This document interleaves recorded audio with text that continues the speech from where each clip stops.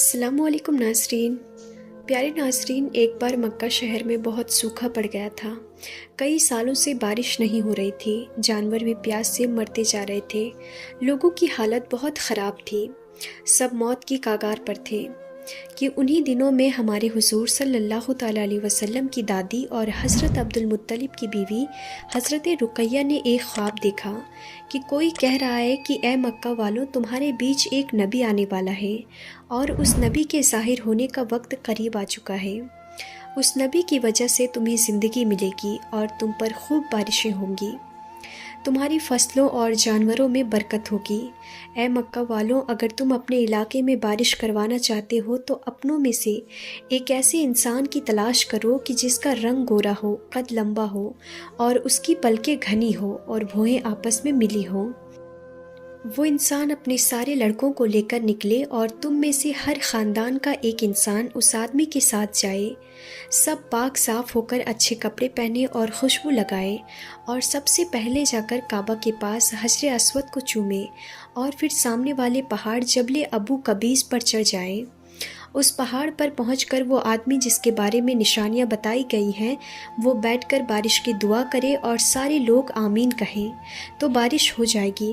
صبح اٹھ کر ہمارے حضور صلی اللہ تعالیٰ علیہ وسلم کی دادی رقیہ نے اپنا خواب سب مکہ والوں کو سنایا۔ تب سب حیران ہو گئے اور کہنے لگے کہ یہ خواب کوئی عام خواب نہیں ہے، بلکہ اللہ کی طرف سے ہمیں پیغام بھیجا گیا ہے کہ ہم اس طرح پہاڑ پر چڑھ کر دعا مانگیں گے تو ہم پر بارش ہوگی۔ اسی لیے چلو اور اس آدمی کو تلاش کرو کہ جس کے بارے میں خواب میں بتایا گیا ہے۔ مکہ والوں نے اس آدمی کو تلاش کرنا شروع کر دیا تو وہ ساری خوبیاں جو خواب میں بیان کی گئی تھی ہمارے حضور صلی اللہ تعالیٰ علیہ وسلم کے دادا عبد المطلب کے اندر نکل آئیں۔ لوگوں نے آ کر حضرت عبد المطلب سے کہا کہ آپ ہی ہمارے سردار ہو اور آپ ہی کے اندر وہ ساری خوبیاں ہمیں نظر آ رہی ہیں جو خواب میں بتائی گئی ہے، اسی لیے آپ چل کر ہمارے لیے بارش کی دعا کریں۔ عبد المطلب نے اپنے سارے لڑکوں کو جمع کیا اور مکہ کے ہر گھر سے ایک آدمی کو ساتھ لے کر کعبہ کے پاس آئے اور حجر اسود کو چوما اور پھر جبل ابو قبیس پہاڑ پر چڑھ گئے۔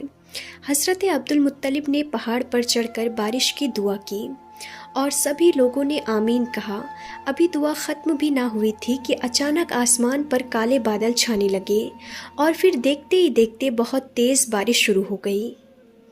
جب ہمارے حضور صلی اللہ تعالیٰ علیہ وسلم کی عمر مبارک 7 سال کی ہوئی تو ایک دن ہمارے حضور صلی اللہ تعالیٰ علیہ وسلم کی آنکھوں میں درد ہونے لگا اور آپ بہت پریشان ہو گئے، تو ہمارے حضور صلی اللہ تعالیٰ علیہ وسلم کے دادا عبد المطلب آپ صلی اللہ تعالیٰ علیہ وسلم کو لے کر ایک جادوگر کے پاس گئے۔ حضرت عبد المطلب نے اس جادوگر کا دروازہ کھٹکھٹایا لیکن اس نے دروازہ نہ کھولا۔ جب اس جادوگر نے بہت دیر تک دروازہ نہ کھولا اور ہمارے حضور صلی اللہ تعالیٰ علیہ وسلم اپنے دادا کے ساتھ باہر کھڑے رہے تو اچانک اس جادوگر کے گھر میں زمین ہلنے لگی اور زلزلہ آ گیا تو وہ گھبرا کر باہر نکلا۔ جب اس جادوگر کی نظر ہمارے حضور صلی اللہ تعالیٰ علیہ وسلم پر پڑی تو وہ حیران رہ گیا اور کہنے لگا کہ اے عبد المطلب، یہ بچہ تمہارا کون ہے؟ حضرت عبد المطلب نے کہا کہ یہ میرا پوتا ہے اور عبداللہ کا بیٹا ہے۔ تو اس جادوگر نے کہا کہ اے عبد المطلب، یہ لڑکا اس امت کا نبی ہے، اگر میں ابھی اپنے گھر سے باہر نہ نکلتا تو گھر کی چھت مجھ پر گر جاتی۔ اے عبد المطلب، تم اس لڑکے کی حفاظت کرنا اور اسے یہودیوں سے بچا کر رکھنا، ورنہ اگر وہ لوگ اسے دیکھ لیں گے تو اسے قتل کر دیں گے۔ اور رہی بات اس بچے کی آنکھوں میں درد کی تو اس کا علاج خود اس بچے کے پاس موجود ہے۔ یہ سن کر عبد المطلب بہت حیران ہوئے اور پوچھنے لگے کہ ایسا کیسے؟ تو اس جادوگر نے جواب دیا کہ جاؤ، گھر جاؤ اور اس بچے کے منہ میں انگلی رکھ کر اس کا تھوک اس کی آنکھوں میں لگا دو، پھر دیکھنا کہ اس کی آنکھیں خود بخود ٹھیک ہو جائیں گی۔ حضرت عبد المطلب نے گھر آ کر یہی کیا اور حضور صلی اللہ تعالیٰ علیہ وسلم کی آنکھیں بالکل ٹھیک ہو گئیں۔ عبد المطلب اپنے پوتے حضور صلی اللہ تعالیٰ علیہ وسلم کا بہت زیادہ خیال رکھتے۔ جب بھی کھانا کھانے بیٹھتے تو جب تک ہمارے حضور صلی اللہ تعالیٰ علیہ وسلم نہ آ جاتے تب تک گھر میں کوئی بھی کھانا شروع نہ کرتا۔ اور اللہ کے رسول کی یہ برکت ہوتی کہ جب بھی کھانا کم ہوتا تو ہمارے حضور صلی اللہ تعالیٰ علیہ وسلم اگر اس کھانے میں شریک ہوتے تو وہ کم کھانا بھی سب کے لیے کافی ہو جاتا اور آخر میں کھانا بچ بھی جاتا تھا۔ دادا عبد المطلب کے پاس ہمارے حضور صلی اللہ تعالیٰ علیہ وسلم کو ابھی 2 سال بھی نہیں گزرے تھے کہ اچانک ایک دن عبد المطلب کو درد اٹھا اور انہیں موت کے آثار نظر آنے لگے۔ تو انہوں نے اپنے بیٹے ابو طالب کو بلایا اور کہا کہ اے ابو طالب، ابھی تک میں اپنے پوتے محمد کا ہر طرح سے خیال رکھتا آیا ہوں اور اسے کسی کمی کا احساس نہ ہونے دیا۔ اب یہ بچہ میں تمہارے حوالے کرتا ہوں، اسی لیے اس کی خوب دیکھ بھال کرنا اور اس پر غصہ نہ ہونا۔